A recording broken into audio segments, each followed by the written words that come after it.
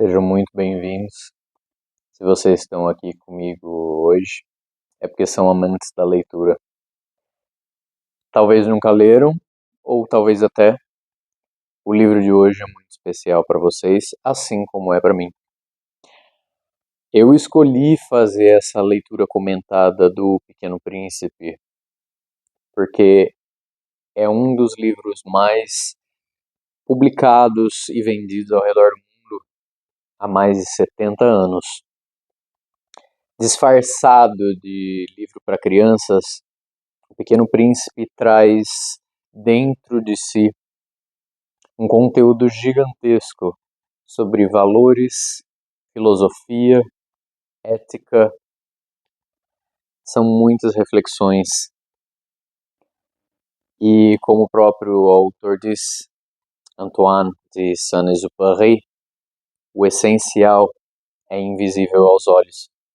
Então, se você simplesmente lê esse livro e deixar passar todo o seu conteúdo secreto e reflexivo, talvez valha a pena você pegar o seu aí e vir comigo ler juntos, para a gente dar uma segunda olhada, uma filosofada aqui juntos, no que ele tem a mais para oferecer, que é invisível aos olhos.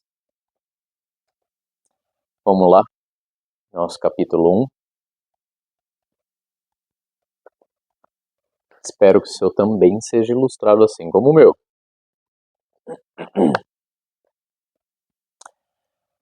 Capítulo 1. Uma vez, quando tinha 6 anos, vi um desenho magnífico num livro chamado Histórias Vividas, sobre a floresta primitiva. Era um desenho que mostrava uma jiboia prestes a engolir um animal. Aqui vai uma cópia dele. No livro era dito: as jiboias engolem suas presas por inteiro, sem nem mastigar. Depois disso, elas ficam incapazes de se mover e dormem pelos 6 meses que necessitam para a digestão. Eu então refleti profundamente acerca das aventuras da selva e, após algum trabalho com um lápis de cor, consegui fazer o meu primeiro desenho. Meu desenho número 1. Ele era mais ou menos assim. Mostrei minha obra-prima às pessoas grandes e perguntei se meu desenho as assustava. Mas elas responderam: assustar? Por que alguém se assustaria com um chapéu? Meu desenho não era um chapéu. Era o desenho de uma jiboia digerindo um elefante. Mas como as pessoas grandes não conseguiam entendê-lo, eu fiz um novo desenho. Desenhei o interior de uma jiboia. Assim, as pessoas grandes poderiam ver claramente o elefante. Eles sempre precisam de explicações para as coisas. Meu desenho número 2 era assim. Desta vez, as pessoas grandes me aconselharam a deixar de lado os meus desenhos de jiboias, fossem elas abertas ou fechadas, e me dedicar a coisas como geografia, história, aritmética e gramática. Foi por isso que, aos meus 6 anos, desisti do que poderia vir a ser uma carreira magnífica na pintura. Eu fui desencorajado pelos fracassos do meu desenho número 1 e do meu desenho número 2.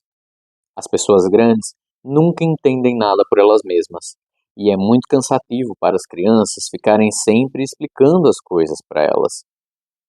Então, eu escolhi outra profissão e aprendi a pilotar aviões. E voei por todas as partes do mundo. E é verdade que a geografia acabou me sendo muito útil. De relance, posso distinguir a China do Arizona. Se alguém fica perdido no céu noturno, esse conhecimento é bem valioso. No curso dessa vida, eu tive muitos grandes encontros com muitas pessoas que se preocupavam com assuntos muito sérios. Eu vivi por um bom tempo entre as pessoas grandes e fui muito próximo e íntimo a elas, mas tudo isso não melhorou muito a minha opinião sobre elas. Sempre que eu me encontrava com uma delas que me parecia mais lúcida à primeira vista, Eu fazia um experimento. Mostrava a elas o meu desenho número 1, que sempre carreguei comigo. Eu buscava saber se aquela era uma pessoa de compreensão verdadeira, mas quem quer que ela fosse, um adulto ou uma adulta, sempre me respondia: isto é um chapéu. Então eu jamais falaria com aquela pessoa sobre jiboias, ou florestas primitivas, ou estrelas. Eu precisava descer ao seu nível de compreensão. Eu conversaria com ela sobre jogos de cartas, golfe, política e gravatas. E a pessoa grande ficava encantada em conhecer um homem tão refinado. Olha, eu não sei, muitos consideram o que eu faço com os livros um sacrilégio, mas os meus livros são assim, tá? Eles são grifados e eu acredito que é muito importante, pelo menos para mim, fazer isso, do que eu só lê-lo e colocá-lo na prateleira e esquecer o seu conteúdo. Então, eu realmente gosto de aprender com tudo que eu leio, por isso eu marco para mim que é importante e volto lá depois. E é o que a gente vai fazer aqui, tá? Eu gostaria que a gente refletisse em algumas frases aqui, porque o Antoine diz que quando ele era criança, né, aos 6 anos, ele desenhou lá uma jiboia engolindo um elefante. Ele viu em um livro sobre animais selvagens e ficou parecido com um chapéu. Todos os adultos que ele mostrava viam o chapéu. E nessa parte ele diz que ele tinha que desenhar e demonstrar o que era, porque as pessoas adultas sempre precisam de explicações para as coisas. O que é esse sempre precisar de explicações para as coisas? Quando a gente é pequeno, a gente não precisa de muita explicação. Filho, Papai Noel traz seus presentes no Natal. Ah, que legal! Filho, o coelhinho da Páscoa traz ovos de chocolate para você quando é Páscoa. Uau, que sensacional! E eles acreditam. O mundo das crianças é sem limites, sem barreiras. Eles têm uma mente extremamente aberta e imaginativa. E, infelizmente, o choque de realidade quando eles vão crescendo vai diminuindo isso. E nem sempre é tão bom a gente viver apenas na realidade. As pessoas adultas sempre precisam de explicações para as coisas. É o que ele diz. E se sempre precisar de explicações para as coisas, tira uma das coisas extremamente cruciais na vida adulta: a fé. Ter fé no que não se pode ver, no que se desconhece, no que é invisível. Se você sempre está buscando explicações, sempre está buscando comprovações, onde está a tua fé? Claro, a gente não pode ter uma cegueira a ponto de ser enganado, mas também não é justo a gente deixar de lado toda a nossa imaginação, todo o nosso lúdico. E o pior, acabar com os sonhos de muitas crianças. Porque, por exemplo, o Exupéry, ele gostaria de ser um artista, um desenhista. E ele lamúria nesse livro que ele não pôde seguir sua carreira por falta de incentivo. Talvez ele melhorasse nos desenhos, mas talvez o charme dos desenhos dele são esses. Outra coisa muito legal que ele fala no final desse capítulo é que quando ele falava com os adultos sobre o desenho, que mesmo depois de adulto, ele ainda continuava a levar no bolso dele, ele dizia que ele precisava descer ao nível de compreensão das pessoas para poder se comunicar com elas. Descer ao nível de compreensão das pessoas. Quando você está falando com algumas pessoas que não têm uma mente muito aberta, vivem num mundo fechado, não procuram mais aprender, não procuram mais crescer, evoluir, expandir a sua consciência, abrir os olhos e a mente para outros horizontes, Infelizmente, você sai muito machucado quando tenta passar para eles um conteúdo diferente ou até mesmo filosofar. E a gente tem que descer ao nível de compreensão para evitar muitos conflitos. Uma grande decisão aqui desse escritor, na história dele ele conta que depois de ser desencorajado quando criança pelas artes, ele ainda assim fez uma escolha muito interessante, que foi ser piloto de avião. E assim ele viajou o mundo inteiro. Isso é algo muito legal porque, assim como ele, eu, quando eu era criança, sonhava em ser desenhista. E não rolou, né? Mas depois que eu cresci, eu também fui trabalhar em aviões e também viajei. Então, se eu posso fazer uma recomendação para vocês, é legal ter nossos objetos, mas o material não acrescenta tanto à nossa vida quanto experiências. Então, se vocês puderem, às vezes, ao invés de escolher uma roupa de marca muito cara, uau, vou mostrar que eu estou usando essa marca, ou um telefone que tem uma frutinha que mostra que ele é incrível, mesmo não sendo tão incrível, mas o preço vai lá no alto só porque ele tem uma frutinha ali. Pensa, às vezes vale mais a pena você gastar o seu dinheiro com experiências. Se você puder gastar com viagens, principalmente para lugares longes, onde tem outros povos, outras culturas, outras religiões, outras línguas, aprender a falar outras línguas para você crescer e a sua mente expandir e ver quão rico esse mundo é, quantas outras experiências as pessoas podem passar para você. Eu não posso recomendar isso o suficiente. Eu acho que é algo imensurável, impossível de se colocar um preço, sabe? E só nesse pequeno primeiro capítulo eu vejo tudo isso, que Exupéry ele decidiu não deixar de sonhar, mesmo depois de adulto, não deixar a sua mente ficar fechada, mesmo depois de adulto. Tanto levando o seu desenho de criança, buscando adultos que conseguissem ver além, que conseguissem ainda, mesmo depois de certa idade, usar a sua imaginação, e também viajando o mundo e tendo outras experiências e convivendo com outras pessoas. Esse livro, como eu disse, é muito sobre expansão de consciência. Eu espero que vocês estejam gostando e se tiverem algo mais a deixar aí nos comentários do que vocês enxergam que é invisível aos meus olhos, eu agradeço muito. Vamos para o capítulo 2?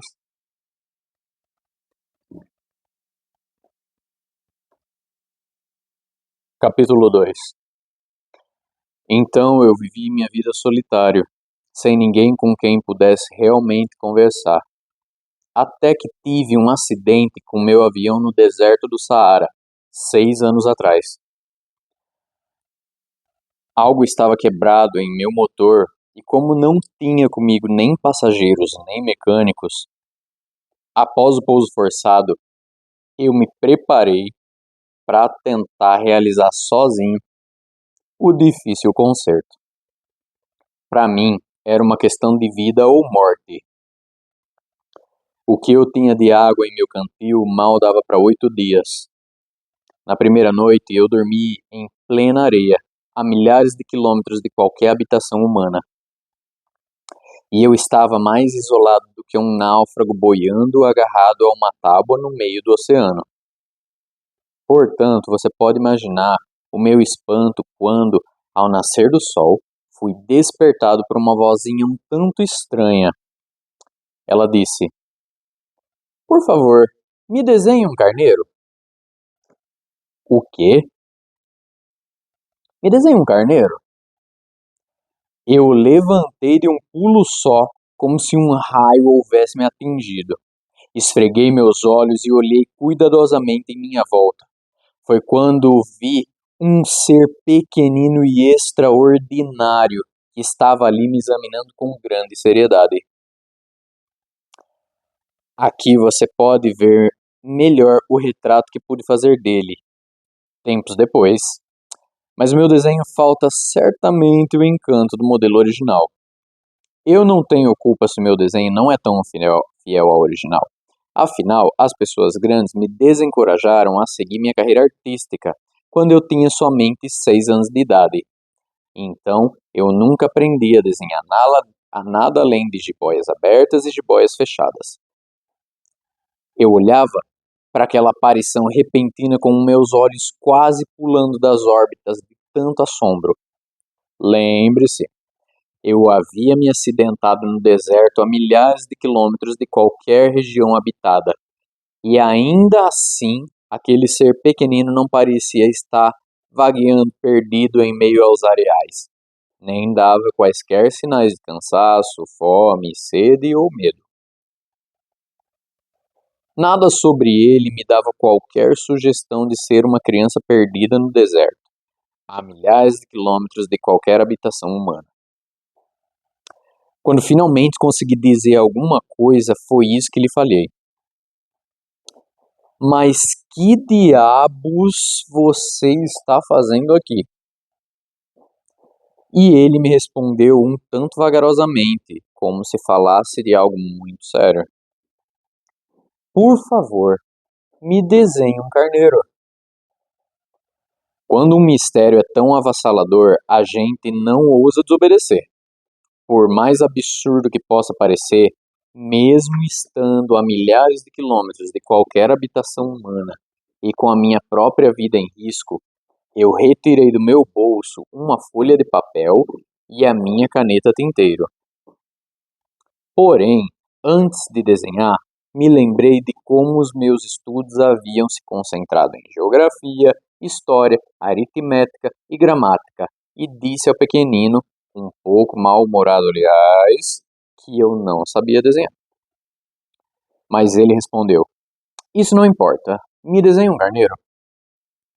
Mas eu não havia desenhado um carneiro. Nunca. Então, desenhei para ele um dos únicos desenhos que eu sabia fazer, o da jiboia. E fiquei muito surpreso com o que o pequenino me disse ao vê-lo. Não, não, não. Eu não quero um elefante dentro de uma jiboia. Uma jiboia é uma criatura muito perigosa. E um elefante é muito pesado e espaçoso. Onde eu moro, tudo é muito pequeno. O que eu preciso é de um carneiro. Me desenhe um carneiro. Então eu fiz esse desenho. Ele observou cuidadosamente e daí me respondeu: Não, esse carneiro já está muito doente. Me faça outro. Então eu fiz outro desenho. Meu amigo sorriu gentilmente e me disse: Você não vê que isso não é um carneiro? Isso é um bode, ele tem chifre. Então tive de refazer meu desenho novamente. Mas ele foi rejeitado como os demais. Esse é muito velho. Eu quero um carneiro que ainda terá uma longa vida pela frente.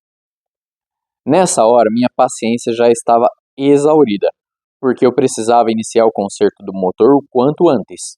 Então, eu rabisquei com pressa esse outro desenho e arrisquei uma explicação para ele. Esta é somente a caixa. O carneiro que você pediu está dentro dela. Eu fiquei um tanto surpreso ao ver a face do meu pequenino crítico de arte se iluminar. Era exatamente isso que eu queria. Você acha que será preciso muito capim para alimentar esse carneiro? Por quê? Porque onde eu moro tudo é muito pequeno. Ora, certamente haverá capim suficiente para ele. Este carneiro que lhe dei também é muito pequeno. Ele inclinou os olhos sobre o desenho e disse: Não é tão pequeno assim. Olha, ele dormiu. E foi assim que eu conheci o Pequeno Príncipe.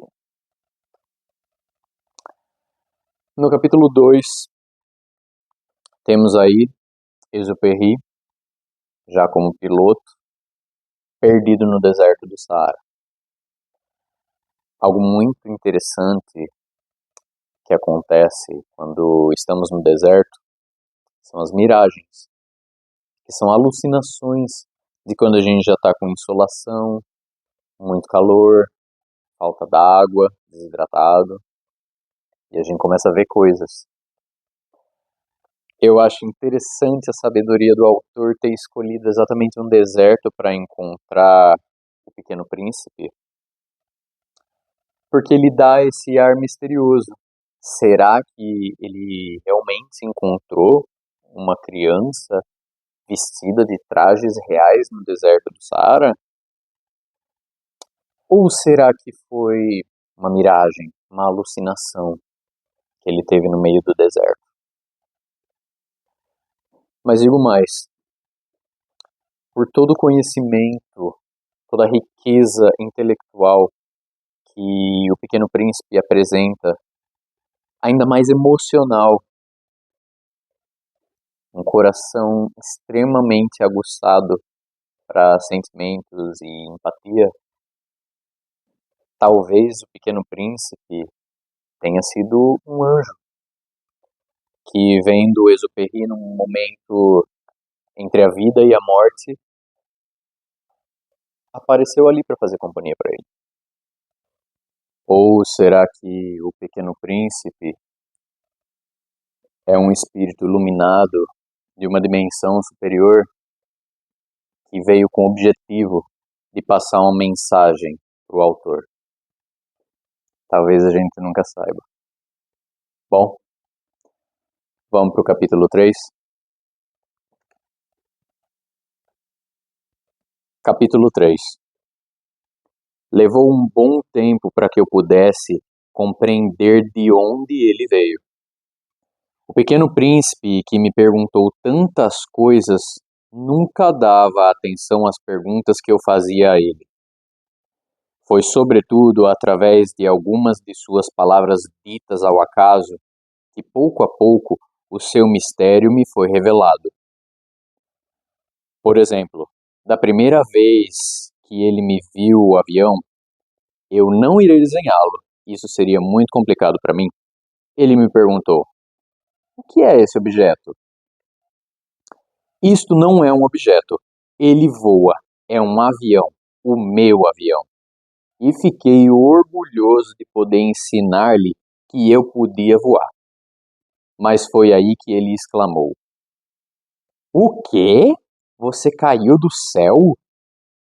Sim, respondi com certa modéstia. Ora, isso é engraçado. E o Pequeno Príncipe descambou numa doce gargalhada que me irritou bastante. Eu gosto que levem as minhas desgraças a sério. E daí ele complementou: então você também veio do céu. Qual é o seu planeta natal? Naquele momento, eu percebi um cintilar de luz no impenetrável mistério de sua presença, e eu exigi abruptamente uma explicação. Você vem de outro planeta? Mas ele não me respondeu, apenas balançou suavemente a cabeça, sem tirar os olhos do meu avião. É verdade que em cima disso, você não pode ter vindo de tão longe assim. E então, ele mergulhou num devaneio de pensamentos que durou um bom bocado.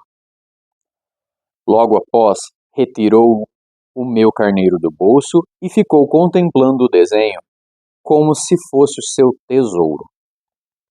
Você pode imaginar como a minha curiosidade aumentou após aquela meia confusão sobre outros planetas. Eu procurei me dedicar, portanto, a descobrir ainda mais sobre o tema. Meu pequenino, de onde você veio? Onde é esse onde eu moro de que você fala? Para onde exatamente deseja levar seu carneiro? Após algum tempo de reflexão em silêncio, ele me disse assim: o bom desta caixa que você me deu é que durante a noite o carneiro pode utilizá-la como a sua casa.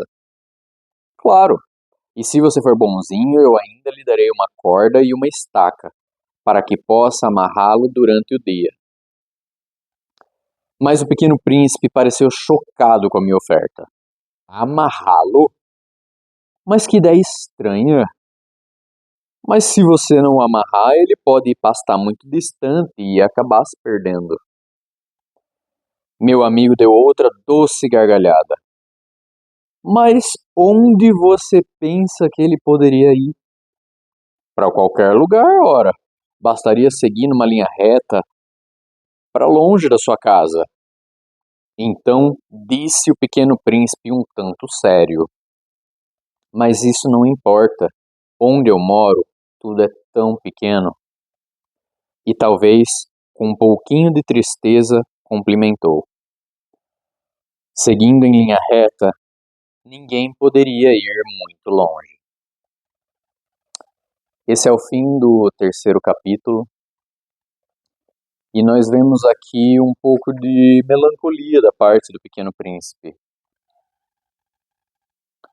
O Pequeno Príncipe vem de um planeta muito pequeno.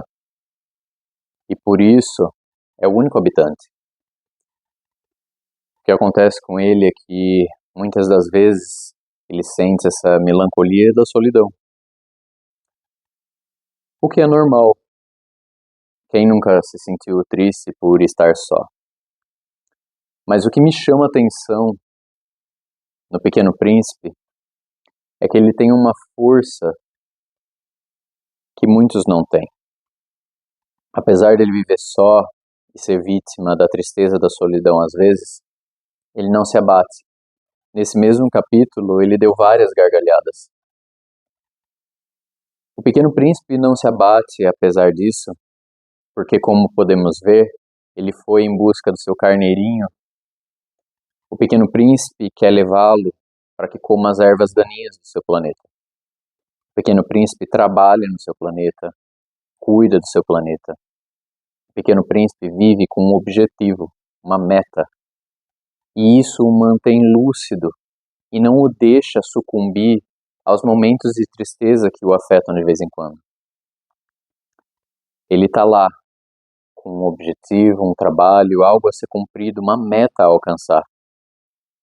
E por causa disso, ele tem algo, um motivo, uma luz pela qual viver.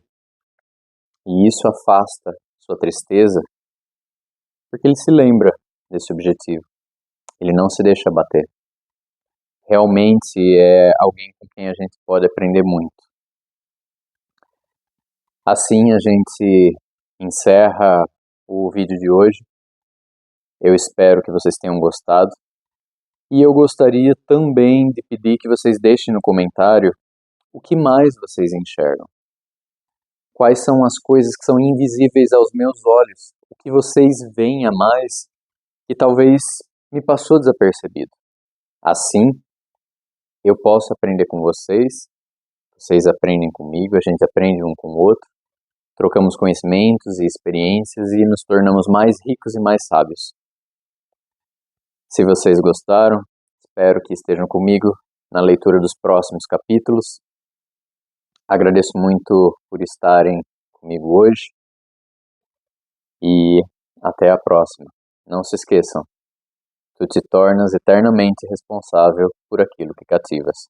Um beijo.